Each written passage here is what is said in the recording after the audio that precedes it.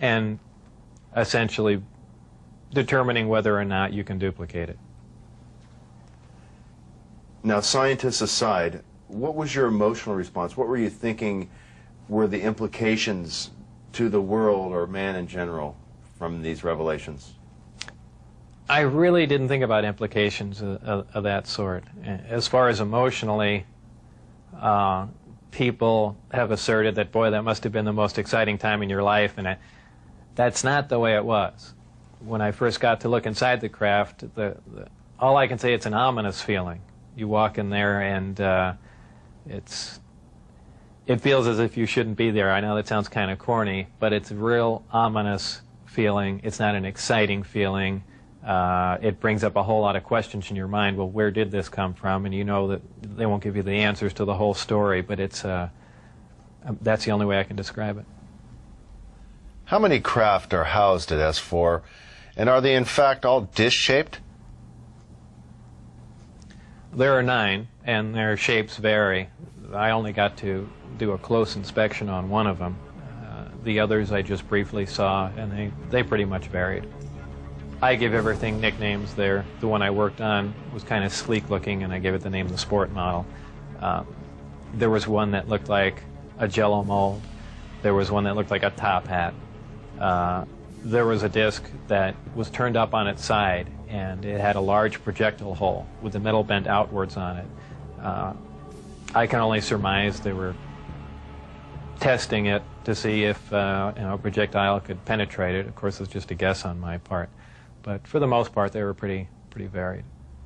How many times did you enter the disc, or did you only enter the sport model?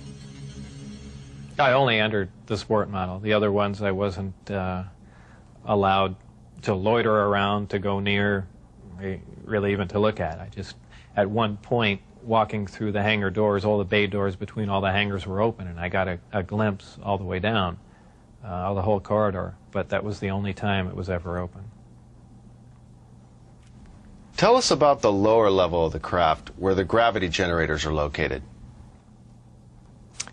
The lower level of the craft, the floor itself is hexagonal, little hexagonal squares. And the hatch, or if you want to call it a hatch, the access way to get in there, is an ingenious little assembly. It's a honeycomb structure. And if you put your fingers in one end of the honeycomb and push, all the honeycombs will collapse in on each other, making a hole. It's kind of a neat doorway, something that we could, use. I don't know what for, but I mean, it's something that I haven't seen before, and it's kind of a novel idea, but a very efficient, lightweight, very strong access way. I had to hang upside down in there to see the lower level, essentially, and there were 3 large gravity amplifiers. These devices looked like about a 2-foot diameter, 4-foot long piece of pipe hanging by a smaller piece of pipe from the level above, and they can be independently positioned. And that's what emits the gravitational waves that propel the craft. The second level was the only other level that I was on. It was the main level that contained the reactor, where the seating was, the gravity amplifiers themselves, though we also called the devices that hung down on the lower level the gravity amplifiers, because they were really one and the same. They were probably the waveguides or horns, if you want to relate that to microwaves. And really, that's about it. That's all that was on that level. So it's assumed this was not made for a human pilot. It would be extremely inconvenient for a human pilot. Humans really can't even function in there because of the ceiling clearance. The seats were so tiny. It was obviously made for a creature much smaller than a human. How does the craft achieve lift? It produces a gravity wave, which is similar to the gravity wave that the Earth produces. However, the craft phase shifts the wave. In other words, it turns the wave not really in an opposite polarity, but something to that effect, where it will work against the natural gravity wave of the Earth, and it produces a lift in that effect. Is there any internal protection for the crew? Does the craft generate a gravitational field inside the craft itself? Well, the craft generates its own gravitational field. Being inside that field essentially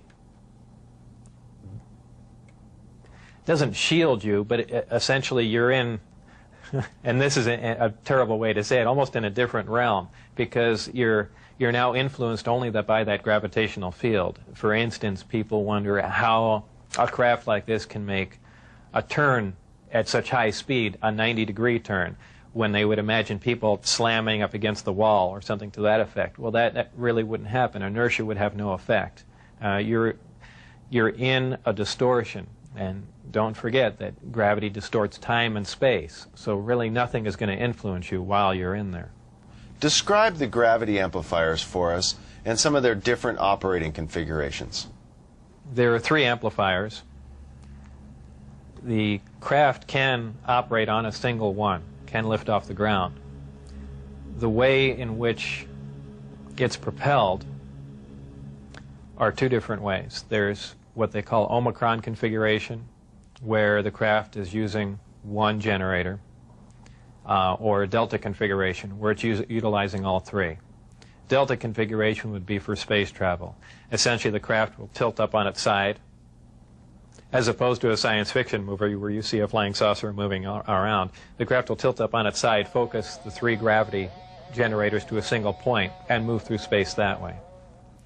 Moving around the source of gravity is a problem to a disk because it's interference, essentially. So what they do is they work with that interference to their benefit. They'll use one gravity generator to lift the craft off the ground. And as opposed to what we're used to, for instance, a plane, once it's in the air, we envision thrust or some force coming out the back of it to push it forward. The crafts work completely opposite of that. What they do is once they're hovering in the air, they'll swing the 2 remaining gravity generators up in front of them and create a distortion, essentially a downhill, and the craft rolls downhill for infinity. It's always chasing a little distortion. That's why they look goofy when they fly around at low speed, because they're essentially, and any time you run over, the gravity field around the Earth is not completely constant and stable, depending on the minerals and density of the Earth underneath it. The gravity will vary somewhat, and you will get odd movements of the craft. So its low-speed mode is kind of unstable for the most part. I only witnessed one test flight up close, officially. That I was just inside the hangar. The test was going off probably, just as the sun was going down, and it was a low-performance test. I believe there were some pilots or test pilots in the craft. The craft must have been retrofitted to fit them, because the seating arrangements were really not accommodating.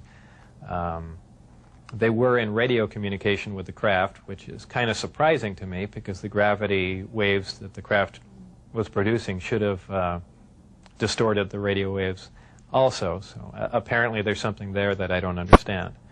The craft lifted off the ground, virtually noiseless, other than a small corona discharge on the bottom of the craft, indicating the presence of high voltage.